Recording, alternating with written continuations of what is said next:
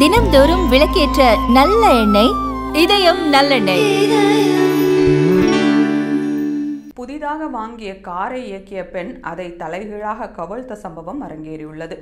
காசியாபாத் பகுதியைச் சேர்ந்த மானி பவார் அவர் கிழக்கு டெல்லியின் நிர்மான் விஹார் பகுதியில் இயங்கி வரும் மஹிந்திரா ஷோரூமில் 27 லட்சம் ரூபாய்க்கு தார் வகை காரை வாங்கியுள்ளார்.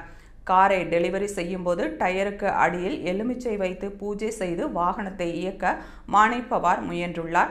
புதிய காரை இயக்க தெரியாமல் இயக்கி ஷோரூமின் முதல் மாடியில் நிறுத்தப்பட்டிருந்த கார் கண்ணாடி தடுப்பை இடித்துக்கொண்டு கீழே விழுந்தது.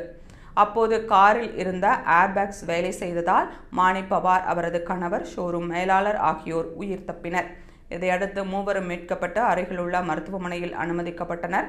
கார் விழுந்த இடத்தில் யாரும் இல்லாததால் பெரும் அசம்பாவிதம் தடுக்கப்பட்டது.